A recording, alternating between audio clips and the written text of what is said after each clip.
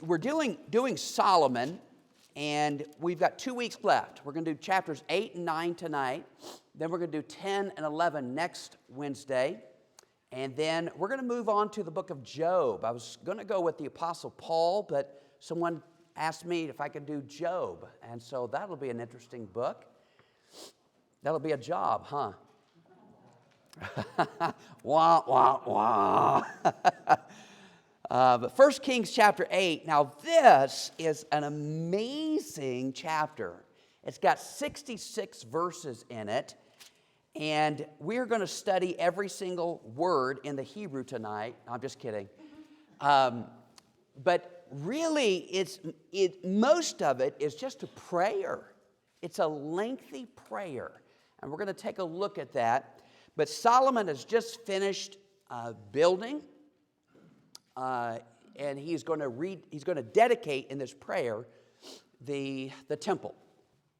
And so if you're taking notes tonight, Roman number 1 under chapter 8, the summons. The summons.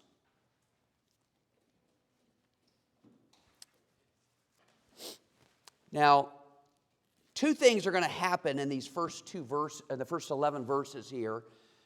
First is now that they have the temple of God built, they want to bring in the Ark of the Covenant. And so verse number 1, 1 Kings chapter 8, verse 1, Then Solomon assembled the elders of Israel and all the heads of the tribes, the chief of the fathers of the children of Israel, unto King Solomon in Jerusalem, that they might bring up the Ark of the Covenant of the Lord out of the city of David, which is Zion. Now, David followed the same pattern as Solomon's following the same pattern as David did as far as gathering a staff meeting together with the people. But he gathers the staff together, much like if you're in a business or something, you're going to have a staff meeting. And so you would gather them together, and that's what he's doing here. And you see that, verse 2, all the men of Israel assembled themselves unto King Solomon. And it talks about the different positions that they have, and they still gather together. Skip down to verse number 10.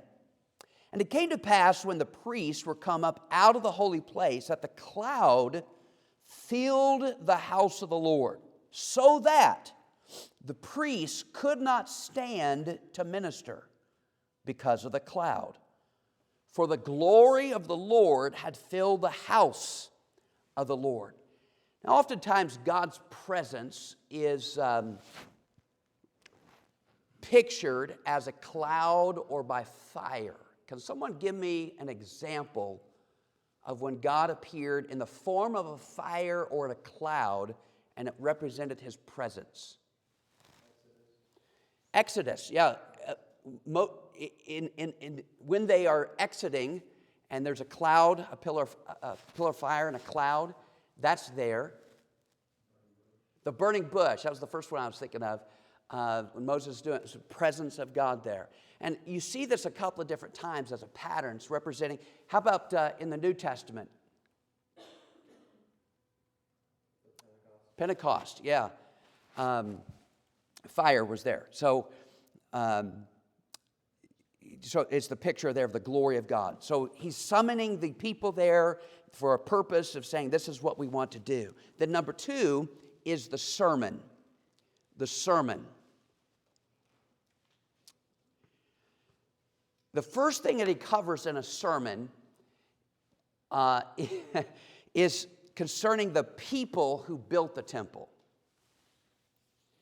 Now, whenever I study for a sermon, okay, all right, so for instance, all right, sometimes when I choose an outfit, I look at a shirt that I want to wear. Sometimes I look at a tie, and then I choose the shirt and the suit based upon that. Sometimes I'll choose the suit and then go backwards. But something has to make sense of it. There's a organized way of doing it. When I study for a sermon, I usually look at the whole passage, and I try to break up the narrative as far as what's happening and such. And that's kind of what I'm doing here. Well, notice in verse 12, it says, Then spake Solomon. So he's getting ready to say something. Now skip down to verse 15. And he said, Blessed be the Lord God of Israel, which spake with his mouth unto David my father, and with his hand fulfilled it.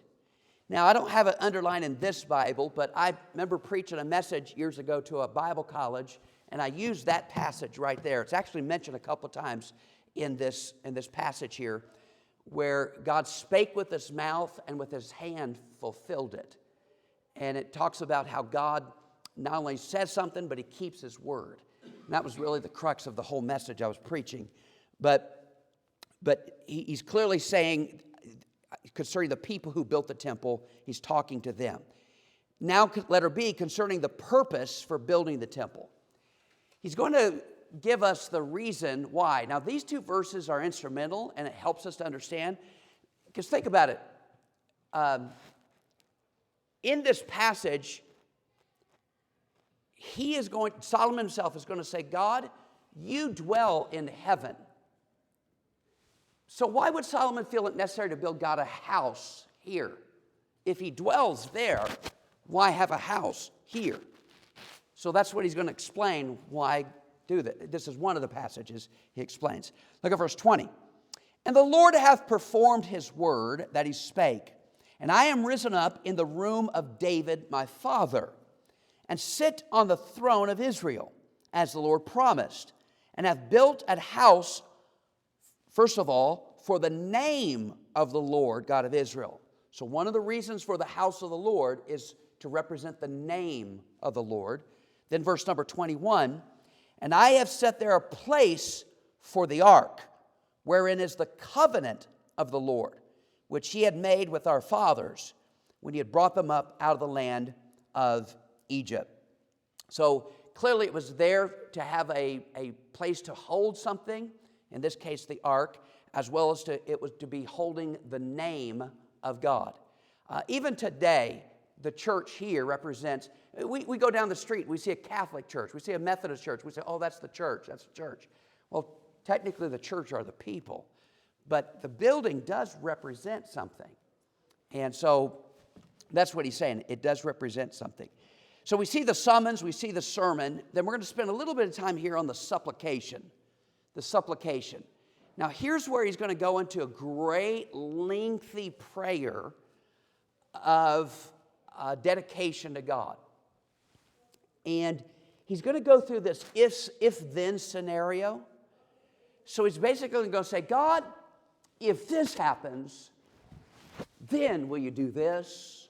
But God, if this happens, then will you do this? And God, when this happens, then he's going to go through this whole chapter with all these different scenarios, okay?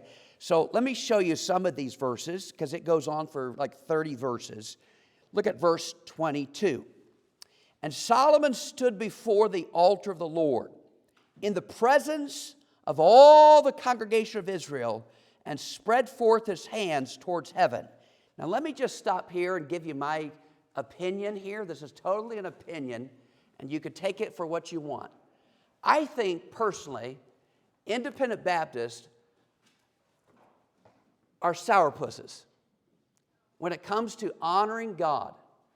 We don't lift our hands. We don't clap our hands. We think the Pentecostals are weirdos because we have in our mind this idea of what worship is. But you see over and over again that they are very demonstrative when we're praying to God, very demonstrative when we're praising God. Now, do I think that we ought to be lunatics and go out of control? No, of course not. There's very many verses about being sober-minded. God is not the author of confusion. But I do think that sometimes we're so concerned about what's somebody else going to think of me if I raise a hand. You know, we ought to just tune people out and just communicate to the Lord, you know. But anyway, he spread forth his hands towards heaven, and he said, Lord God of Israel, there is no God like thee in heaven above or on earth beneath, who keepeth covenant and mercy with thy servants that walk before thee with all their heart. Skip down all the way down to verse 30.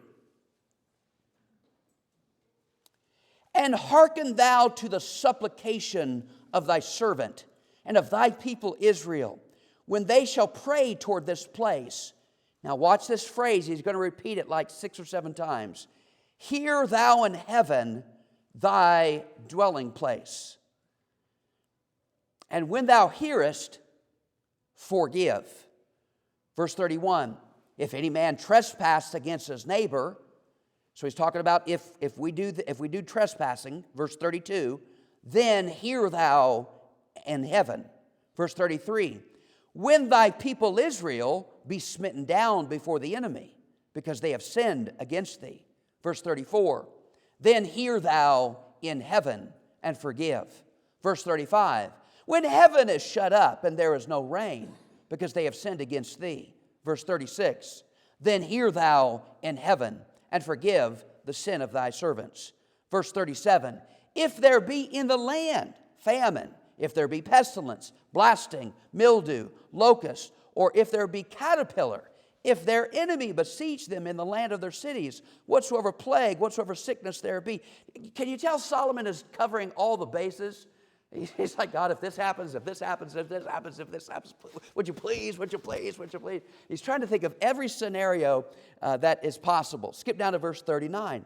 Then hear thou in heaven thy dwelling place, and forgive, and do. Skip down to verse 43. Hear thou in heaven thy dwelling place, and do according to all that the stranger calleth to thee for. Now let me just stop here. I wasn't going to do this, but I just talked to someone what's today, Wednesday?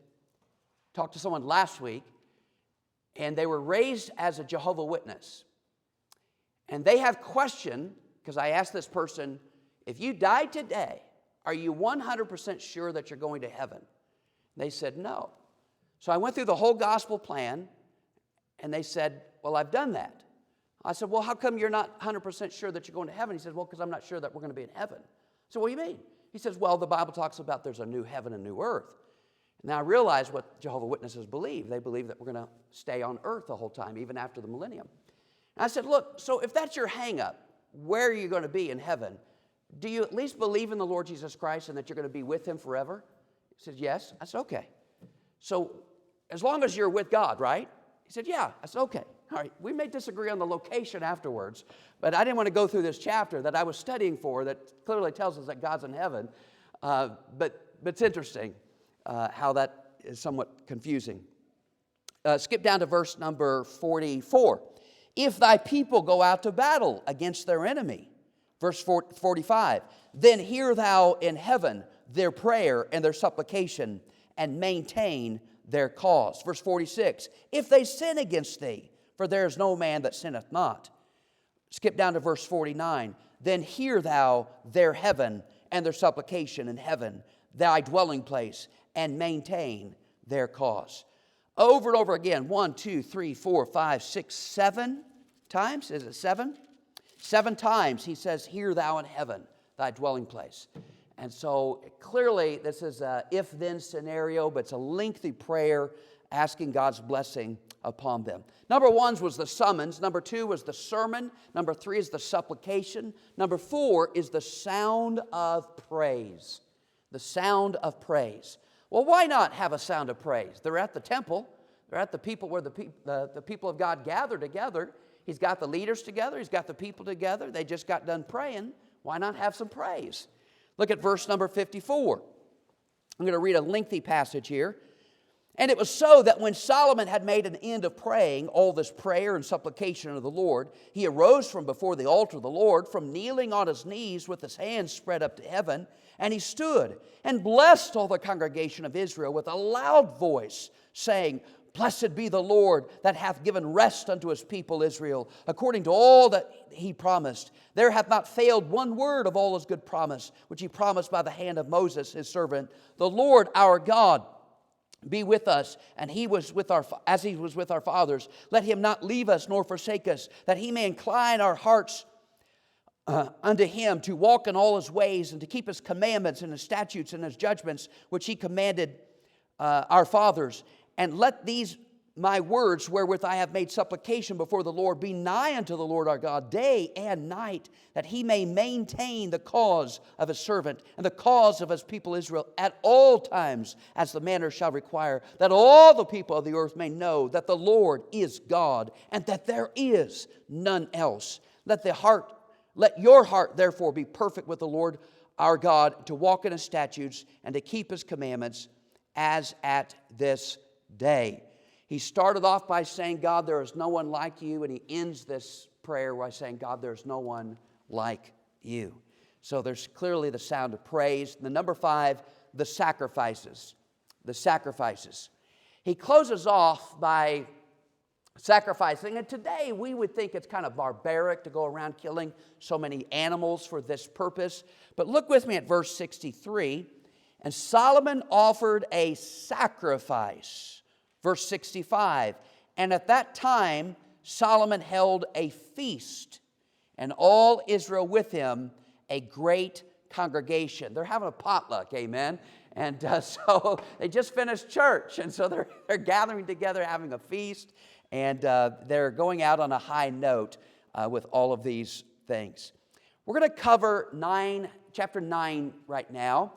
Now, I know chapters 9 and 10 are grouped together in your notes, but we're only going to deal with 9 tonight. We'll deal with chapters 10 and 11 next week. Chapter 9 is also an interesting one that I really love. Now, you remember the league that Solomon and Hiram made. Hiram was a guy up north, and they had arranged for Hiram to be cutting stone, cutting timber, and shipping it down south. Solomon organized a levy of soldiers to go rotate up there every 3 months to help out, and they would barge the product down, and all of those things that we already looked at in the previous chapter. Well, number 1 in your notes, the warning. The warning. They just had this dedication prayer of thanking God, praising God, saying, God, would you bless us? And now God is going to tell them, if you really want blessing, letter A, the glory of obedience. The glory of obedience. We're going to read the first 5 verses here. I want you to clearly say God has some blessings in store that are based upon our obedience. Now, he gives us blessings, some are unconditional, but some blessings are conditional. Look at verse number 1.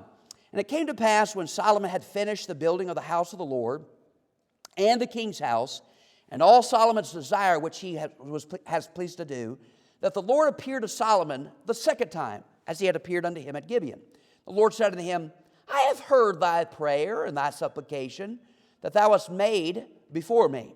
I have hallowed this house which thou hast built, to put my name there forever, and mine eyes and my heart shall be there perpetually. And if thou wilt walk before me, as David thy father walked in integrity of heart and in uprightness, to do according to all that I have commanded thee, and will keep my statutes and my judgments, then, here's the if then. So God's going to throw it back to Solomon. Solomon said, if then, if then, if then. God says, okay, if you want blessing, if you do this, then, verse 5, then I will establish the throne of thy kingdom upon Israel forever, as I promised to David thy father, saying, there shall not fail thee a man upon the throne of Israel. So we see the glory of obedience, but then we see, letter B, the grief of disobedience. The grief of disobedience. If you do this, then you'll be blessed. But if you do this, or if you don't do this, then there's some consequences here. Do you have number 1 and 2 underneath that? Just fill these in, then we'll read the verses. There's 2 things that's going to happen he's going to discuss. Number 1 is the dispersion of the people. D-I-S-P-E-R-S-I-O-N. Dispersion, the scattering. That's what happens at the Babylonian captivity. And then the destruction of the temple. He's going to predict 2 things that's going to happen. Let's look at verse number 6. But if you shall at all turn from following me, ye or your children, and will not keep my commandments and my statutes which I have set before you, but go and serve other gods and worship them, then will I cut off Israel out of the land which I have given them, this house which I have hallowed for my name, will I cast out of my sight. And Israel shall be a proverb and a byword among the people. And at this house which is high, everyone that passeth by shall be astonished and shall hiss. By the way, I studied, it's probably 2 or 3 years ago, that word hiss. Because today we go hiss. We would think, somebody's hissing. But this phrase right here, he's going to make them a proverb, a byword. They pass by, they're going to be astonished. It shall be a hiss. Every parent understands this. If you're a teacher, you understand this. If you've ever in your life been disappointed at someone, you understand this. The word hissing is kind of like, that's the way that we would say it together. It's like you're looking at something, you're like, you had all the potential in the world. You shoulda, woulda, coulda, and you didn't do it. So here he's saying, if you do this, you're going to be plummeted, destroyed, captured, and everybody around you are going to look at you like, I thought you were God followers. Where's your God now? He says, and they shall say, why hath the Lord done thus unto this land and to his house? They're going to ask, why did he do this? And they shall answer, because they forsook the Lord their God. They'll know it. Who brought forth their fathers out of the land of Egypt, and have taken hold upon other gods, and have worshipped them and served them. Therefore hath the Lord brought upon them all this evil. What a terrible testimony that is. For an unbeliever to look at a believer and say, you're no longer a believer, you cause these consequences yourself because you forsook your God and followed other gods? Folks, I know this is to Israel, and I know this was directly pointed to them, but there's an application there. I want to maintain the cause of Christianity. I don't want anybody to look at Dave Murphy, the Murphy household, or First Baptist Church of Geneseo to ever think negative of Jesus Christ.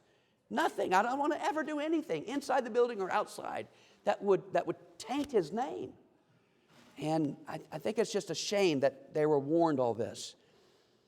Number one, the warning. Number two, the work projects. The work projects.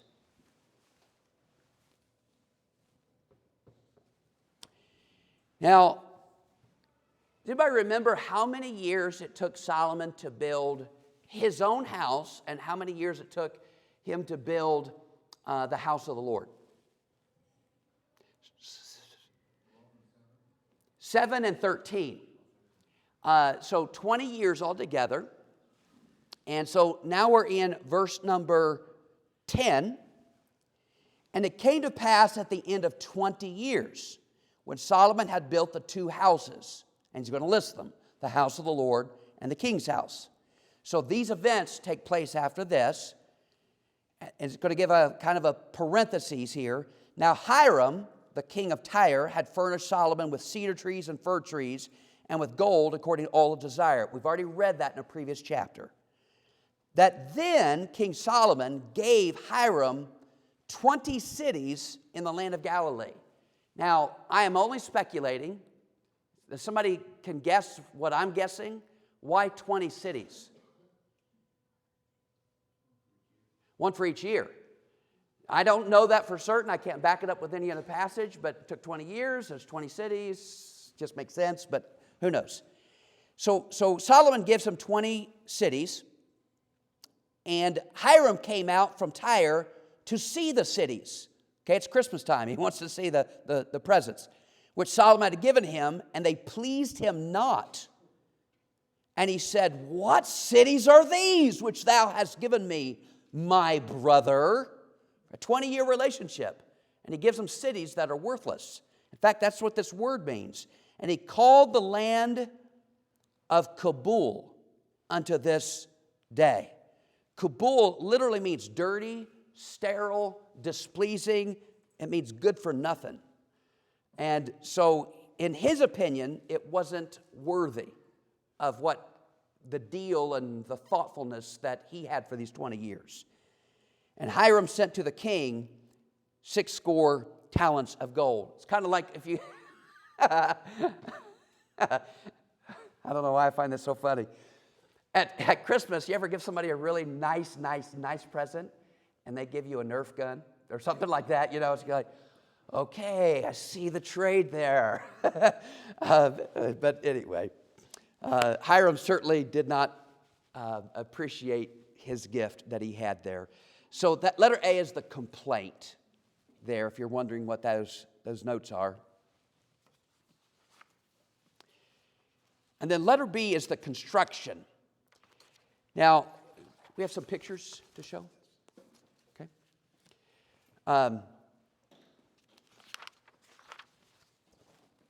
We'll get them in a second here. I found some pictures online of some cities. Not only did Solomon build the temple of the Lord and build his house, he had some strategic places that he built as well to fortify. Now, you could say what you want about our president, one in Greenland and Panama Canal and some other places as well, but the reason that's been given, one of the reasons it's given, is strategic points for defense. What Solomon is going to do now is he's going to be building these certain cities. Now, I don't know if you remember, but a couple of chapters ago, remember the Pharaoh's daughter?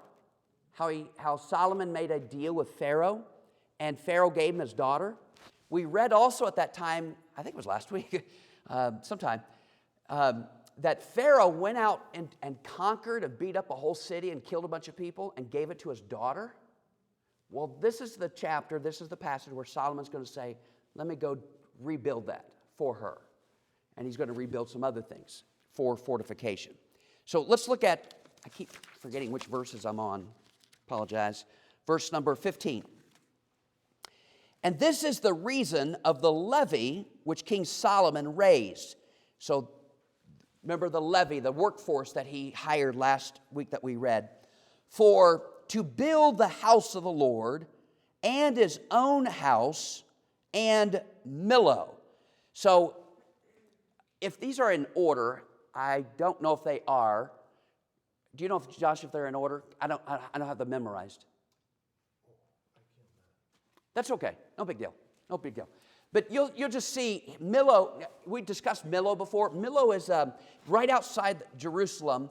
It's kind of like walls, stone walls that are forts. So if an enemy was coming towards you, you would want defenses before they got to the wall. And that's what this is. So you'll see a lot of these places like this that are these cities that's listed here. Not one of these pictures, I think there's 4 pictures, I think, that's going to be shown. Not one of them is the same place. They look all the same because they're all stone. But they are these places right here in verse 15. So if you just keep flashing them around, please, I appreciate that. Thank you for the work that you're doing. And Millo and the wall of Jerusalem and Hazor and Megiddo and Gezer. Gezer's the place that he built for Pharaoh's daughter. So those places were strategic. They had these walls, these barriers, these chambers, if you will, that they could defend off other attackers. All right, verse 16. Thanks, Josh. Appreciate that very much. It helps have a visual aid, doesn't it? To me, it does. Verse 16, for Pharaoh, king of Egypt, had gone up and taken Gezer, burned it with fire, slain the Canaanites, dwelt in the city, given it for a present of the king unto his daughter, Solomon's wife. And Solomon built Gezer and Beth-horon, the nether. I had the privilege, probably those of you that went to Israel, you took trips to Israel, you probably saw Beth-horon. I remember seeing that. It was breathtaking. And Baalath and Tadmar in the wilderness, in the land. Verse 19, and all the cities of store that Solomon had, and cities for his chariots, and cities for his horsemen, and that which Solomon desired to build in Jerusalem and in Lebanon, and all the land of his dominion. So he's building fortification forts. I don't know what they're called in the military terms, but these places strategically placed to hold, to keep your defenses up. Okay, and then you should have one more point, but I'm going to actually give you 2 more, okay? So the next is the workforce. I'm almost done.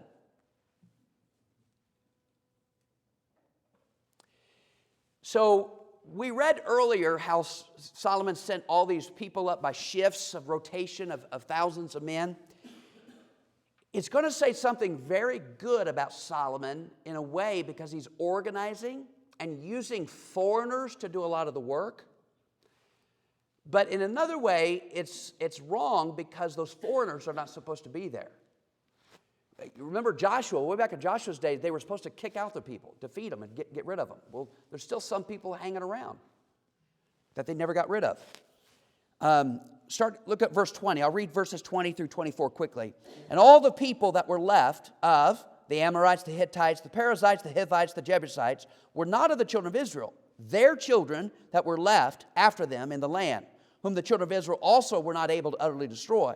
Upon those did Solomon levy a tribute of bondservice unto this day. But of the children of Israel did Solomon make no bondmen, but they were men of war, servants, as princes, as captains, and rulers of chariots, as horsemen. These were the chief of the officers over Solomon's work, 550, which bare rule over the people that wrought in the work. But Pharaoh's daughter came up out of the city of David unto her house, and Solomon had built for her. Then did he build Millo, or Milo, however that's pronounced. I think it's Millo. And then here's the one last point that you're going to add that's somehow got neglected out of your notes, and I didn't notice it until yesterday, and that's the worship. And that's verse 25, the last verse. And 3 times in a year did Solomon offer burnt offerings and peace offerings upon the altar which he built unto the Lord, and he burned incense upon the altar that was before the Lord. So he finished the house. The last couple of verses in verse 26 through 28, you don't have another point, do you? You have the worship? Oh, then here's the point that you're supposed to add. My bad. The wealth. The wealth.